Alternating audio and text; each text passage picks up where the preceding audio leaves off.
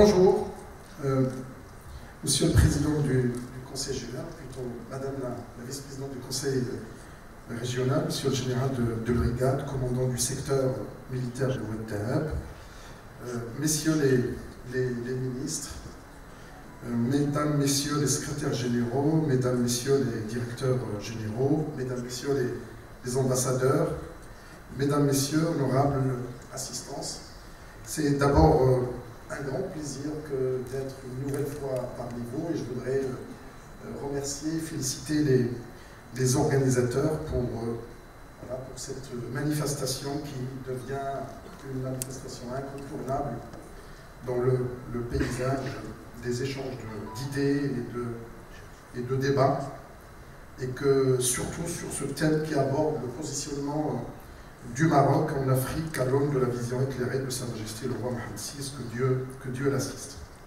Donc toutes mes félicitations, et je voudrais en préambule, je voudrais d'abord rappeler de manière succincte quelques éléments de contexte international en rapport avec la thématique que nous abordons aujourd'hui. Donc d'abord,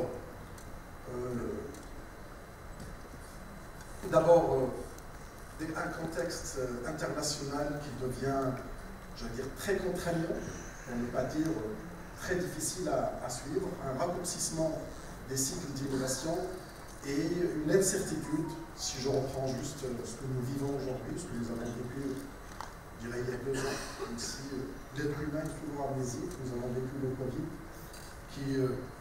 qui nous a fait perdre quelques libertés, même de mouvement. Et puis nous avons l'émergence de technologies destructives, on en a parlé tout à l'heure dans une des interventions, en particulier le digital et plus particulièrement l'intelligence artificielle qui est en train de prendre une place incontournable. Et je citerai juste la dernière je dirais, sortie qui fait débat, le chat GPT, et bien évidemment d'autres qui vont sortir, qui sont équivalents. Google va sortir la sienne, d'autres, Microsoft, etc. Et là, ça remet en quelque sorte un peu en cause beaucoup de choses, même si la science n'a pas encore fait je dirais, de découvertes destructives, mais en tout cas, on est au cœur d'un changement. Et ChatGPT, c'est ce que j'arrête pas de répéter à mes collègues et aux jeunes étudiants, qu'il ne s'agit pas simplement de faire des dissertations, mais qu'il s'agit vraiment, je dirais dans la profondeur, en tout cas dans la finalité, de réfléchir à la place de l'homme. Et bien évidemment, c'est une question qui va bouleverser votre fonctionnement au quotidien.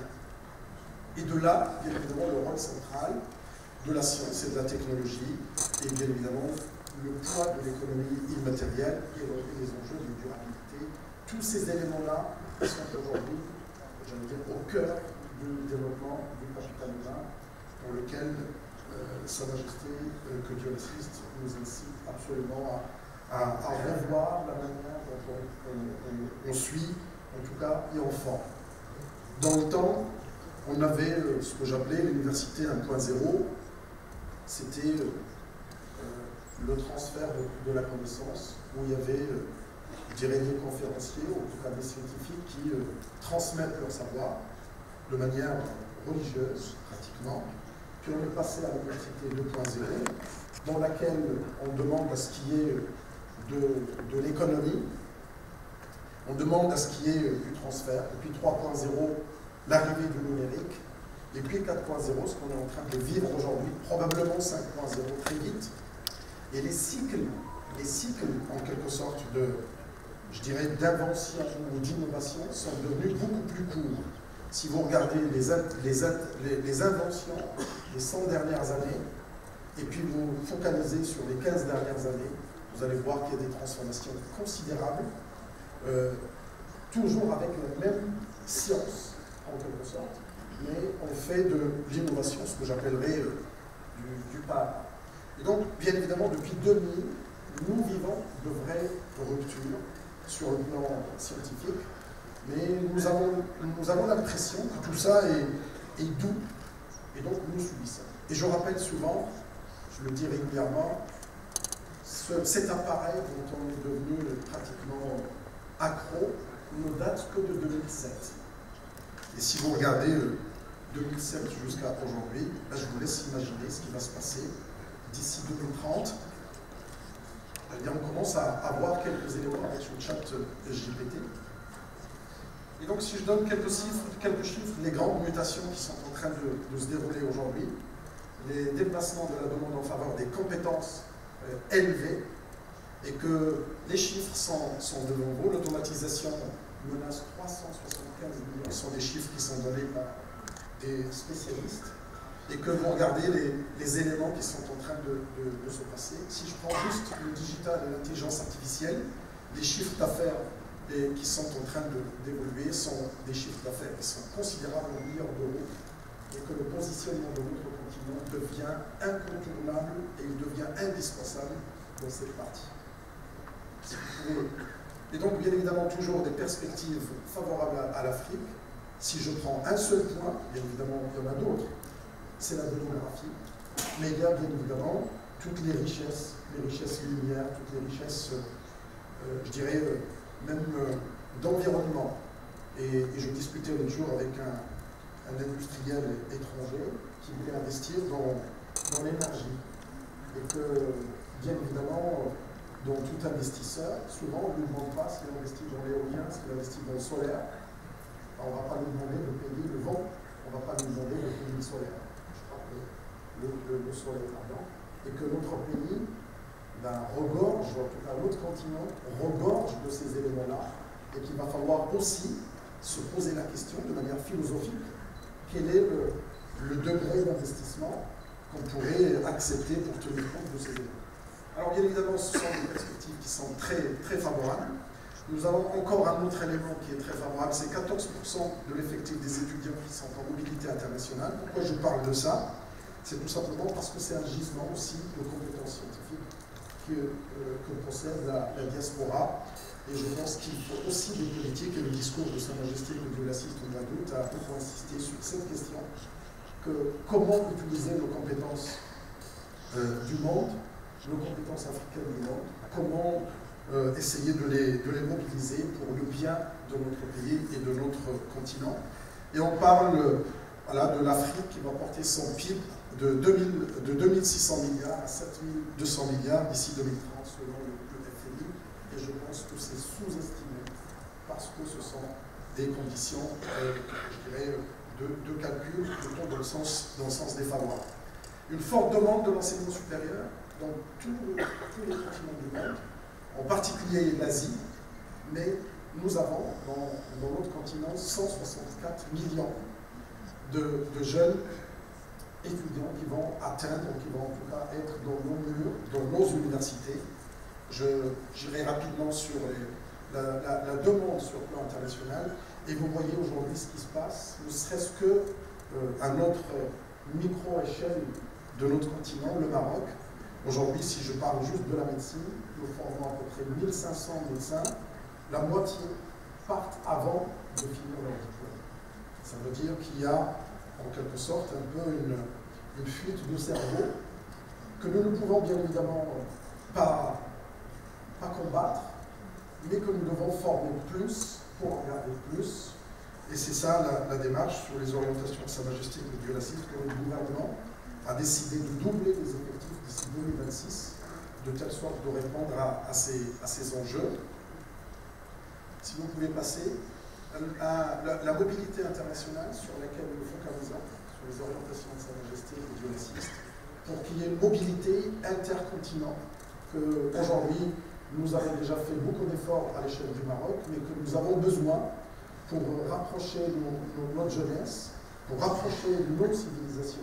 Il faut absolument que les jeunes puissent bouger, que les jeunes puissent aussi visiter, vivre des expériences pendant ces cursus universitaires que je rappelle entre 17, 18 et 23, 24 ans. Et c'est là où j'allais dire, les adultes se forment, comment arriver à fluidifier cette mobilité de telle sorte que toute la jeunesse puisse réagir. Aujourd'hui, l'université est interpellée dans le monde entier. Et nous avons la chance que finalement nous sommes en train de converger vers des standards internationaux pour la formation du capital humain, Il y a un élément qui prime, qui est plutôt comment capaciter les individus. La meilleure formation qu'on donnerait à des jeunes concernant, et surtout dans le contexte actuel, avec ces discussions répétitives, c'est vraiment de leur donner la capacité de s'adapter, ce que j'appellerais en arabe encore plus profond thinking, et en anglais, qui est encore aussi un mot qui est assez précis, l'empowerment. Comment donner la capacitation aux jeunes de pouvoir s'adapter et d'avoir la résilience qu'il faut pour pouvoir répondre à tous ces enjeux de la situation. Alors bien évidemment, l'Afrique, le sujet d'aujourd'hui, qui était une priorité de notre pays, c'est d'abord des gisements d'opportunités sur tous les plans. Nous avons aujourd'hui énormément d'innovations qui sont propres à notre continent, dont il faut absolument se saisir, parce qu'il y a énormément de sujets. Je prends juste un exemple qui peut-être peut paraître simple, la mobilité urbaine. Toutes nos villes sont pratiquement asphyxiées, les grandes villes, bien évidemment, les grandes métropoles, et que souvent, nous faisons appel à des modèles internationaux, en particulier européens, des modèles de dimensionnement ou de modélisation de notre mobilité urbaine, et que bien évidemment, dans la modélisation, il n'y a pas le paramètre humain, il n'y a pas le paramètre social, et que je pense que nous n'avons pas le choix que de co-construire ensemble dans notre continent des modèles de mobilité urbaine dans lesquels nous introduisons, j'allais dire, le paramètre humain, qui, le fonctionnement est complètement différent du Nord, mais également tous les autres éléments, le vélo, le coup de fil, tous les éléments qui sont propres à notre mode de vie. Et si je prends également l'énergie, qui est aussi un sujet aujourd'hui très important pour nous avons besoin de faire des modélisations et des modélisations qui intègrent ce paramètre social, économique, de telle sorte de pouvoir répondre à ces enjeux-là. Et bien évidemment, sous la conduite éclairée et visionnaire de Sa Majesté, le roi Mohammed VI, que Dieu l'assiste. Donc nous avons d'abord conclu plus de 1000 accords de coopération bilatérale dans de multiples domaines.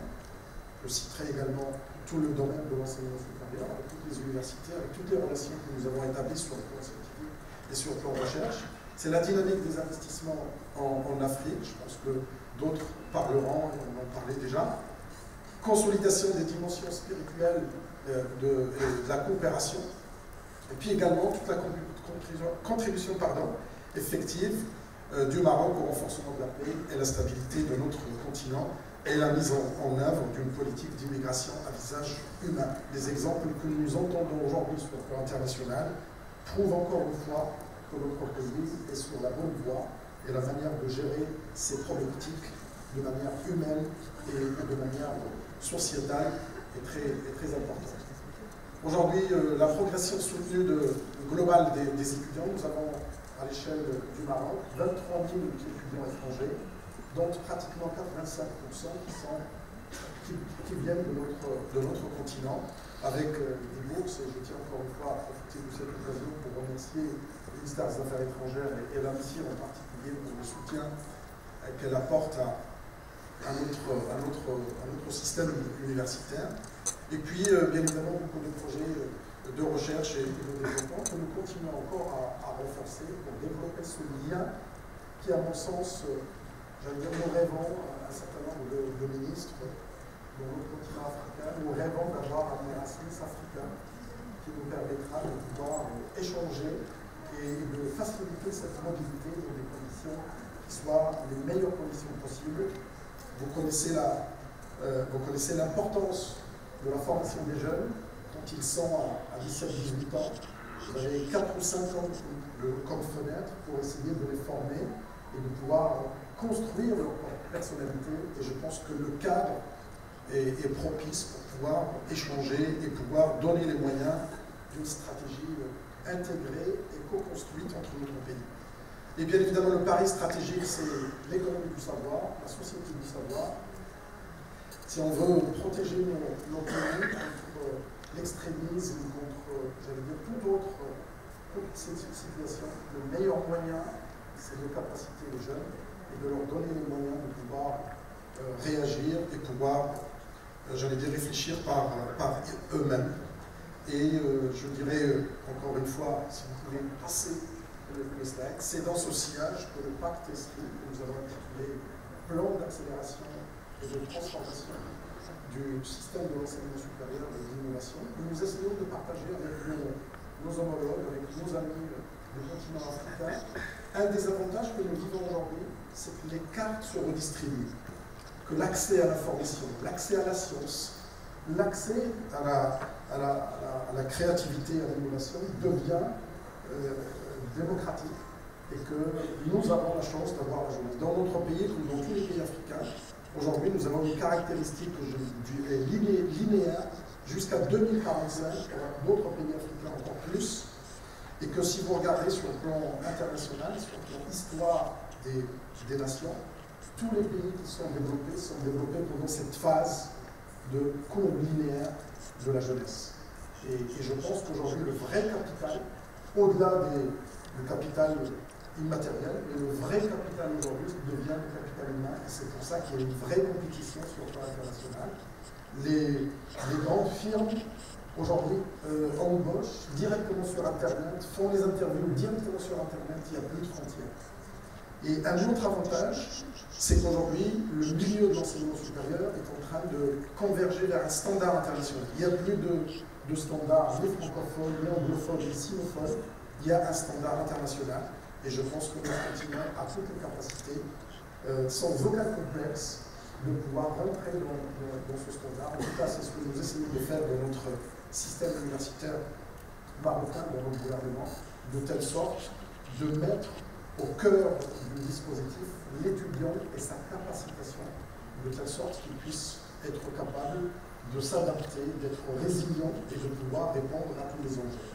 Notre génération, je m'excuse de le dire, mais plusieurs sont de ma génération, nous allions à l'université, nous finissons les études, nous sortons avec un carton, on appelle diplôme, et que nous allons dans le milieu socio-économique, et nous travaillons, peut-être on avait un seul emploi toute la vie, on progresse, bien évidemment avec les échelles, les grades, d'autres peuvent changer une ou deux fois dans leur vie, alors que la jeunesse d'aujourd'hui, elle va changer 15-20 fois. Pire que ça, on est en train de leur demander de créer leur emploi. Et aujourd'hui, l'entrepreneuriat est en train d'exploser dans notre continent, dans nos pays africains, et qu'il faut absolument former nos jeunes pour qu'ils soient justement dans cette résilience, dans cette adaptation. Souvent maintenant, un peu les plus âgés, disent que nos enfants sont moins bons que ce que nous l'étions nous, alors que c'est faux. C'est une nouvelle génération, elle a d'autres compétences, et qu'on voit que toutes les nations qui sont développées, elles se sont appuyées sur leur jeunesse, et c'est à nous de les former de telle sorte de pouvoir faire face à tous ces changements, à toutes ces transformations. Et bien évidemment, ces enjeux sont des enjeux aujourd'hui qui deviennent mondiaux, et que le seul salut de notre continent viendra de cette jeunesse, viendra du capital humain que nous formons. Et bien évidemment, nous sommes à disposition pour le partager avec tout le continent. Encore une fois, merci aux organisateurs, et je suis très heureux de retrouver beaucoup de mes amis, et j'espère qu'on reviendra tous à la prochaine. Merci.